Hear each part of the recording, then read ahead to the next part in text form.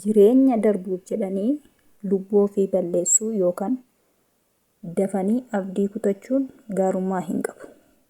Maaliif jennaan jireenya hadhaa ta'ullee boruu darbuu danda'a waan ta'eef dafanii murtoo ofirratti fudhachuun lubbuu ofirratti gaarummaa hin qabu akka kootti jechuudha. Maaliif dafanii abdii kutachuun gaarummaa hin qabu yookaan murtoo ofirratti lubbuu ofirratti murtoo fudhachuun gaarummaa hin qabu. Obsuun dhaabbatanii ilaaluun barbaachisaadha.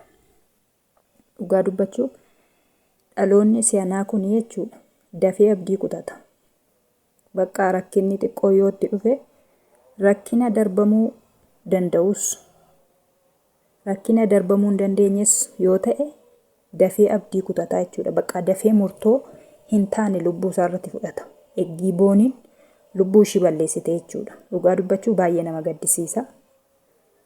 Maaliif bakka baruma isaatu hammaate jechuudha. Bara abdii kutannaa, bara yaaddoo, bara siqiqii ta'e. Garuu immoo dhaabbatanii of ilaaluudha malee lubbuu ofii ariifatanii balleessuun gaarummaaf hin qabu, furmaatas hin fidu.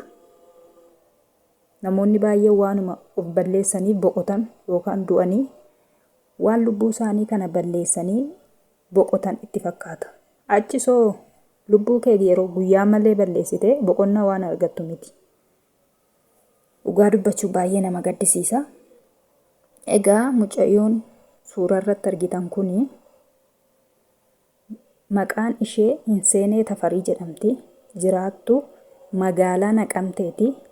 Waggaa 4 guutuu dadhabdee barattee waggaa 4 guutuu barumsa ishii barattee eebbaaf otoo qophooftu waggaa 4 dhamaatee jechuudha. Sababii qarshii 15,000 dhabdee qoramuuf sababii qarshii 15,000 qofa dhabdeef jechuudha. Qarshii san kaffaltu malee qorumsa hin qoramtu. Haa ta'u malee sababii qarshii kana dhabdeef 15,000 jechuudha. Lubbuu ishii galaafattee jechuudha. Waggaa 4 iyyuu dadhabdee dhamaatee baratte dhumarra gaafa geessu qarshii 15,000 qofa dhabdee gaafa furmaata dhabdu gaafa hiriyaa ishii biraa haftu abdii kutattee lubbuu ishii balleessite jechuudha. Dhugaa dubbachuun baay'ee tokko nama gaddisiisa. Dubbachuun illee namatti ulfaata jechuudha. Maaliif waggaa 4 namni kun dhama'ee baratee akka hiriyoota ishii jechuudha dadhabdee gaafa 15,000 qofaaf jettee lubbuu ishii galaafattu baay'ee tokko nama gaddisiisa. Waggaa amma kanayyuu barattee dadhabde baay'ee tokko ulfaataadha dhugaa dubbachuuf. Qarshii 15,000 jecha lubbuu ishii balleessite. Ulfaataadha Waaqayyo sakkasii dafee isa abdii nama kutu kana Waaqayyo namarra haa qabu. Maaliif jennaani namni yeroo lubbuu isaa dabarsu waanuma boqotutti fakkaata. Garuu guyyaa isaattuu hin dhufa duuti jechuudha. Guyyaa isaa eegee fi yeroo isaa eegee hin dhufa duuti. Kanaaf abdii kutatanii of balleessuun gaarummaa hin qabu akka kootti jechuudha. Namni lafa kanarratti hin rakkanne yookaan rakkina hin dabarsine hin jiru. Namni rakkachaas hin jirre hin jiru. Garuu rakkinuma san keessa dhaabatee jireenya hadhaama san keessa jiraachaama guyyaa isaa eega malee an dhugaa dubbachuu fi ani utuma akkam ta'e iyyuu murtoo akkasii ofirratti hin fudhu. Lubbuu koo hin balleessu jechuudha. Maaliif guyyaan irraa bormiitti darbuu danda'a waan ta'eef lubbuu ofii balleessuun gaarummaa hin qabu. Baay'ee nama gaddisiisa. Har'i bormiiti, borummoo har'a miti waan ta'eef har'a dukkana yoo ta'e boru ifuu jira waan ta'eef kanaaf obboloota koo daftanii abdiin kutatinaa. Dhaabadhaa ilaalaa lubbuu keessan immoo balleessinaa. Dhugaa dubbachuuf an jireenya ni jiraadhu natti tolee otoo hin taane jireenyuma hadhaa keessa jiraadheyyuu bor darbuu danda'a jedheen abdiidhaan eeggadha malee lubbuu koo irratti murtoo hin fudhadhu jechuudha. Maaliif bakka naa darbuu danda'a.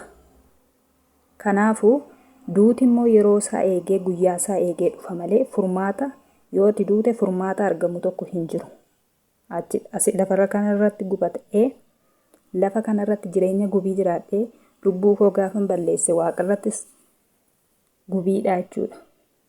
Kanaafuu of ajjeesuun falan ta'uu rakkina bor darbuuf jedhanii immoo lubbuu ofii balleessuun gaarummaa hin qabu.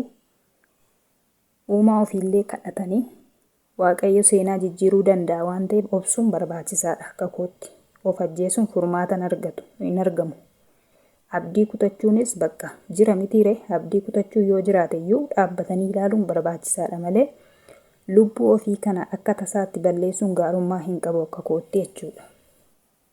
Kanaafuu warroonni fayyaa dhabanii warroonni bakka jiru mitiire kanaafuu isaan laalanii abdii horachuudha malee otoo fayyaa qabaatanii isaan lubbuu isaanii hin balleessine. Warri fayyaa hin qabne sunu akkaataa uumaan isaanii isaan ilaatetti jiraachaa jiru.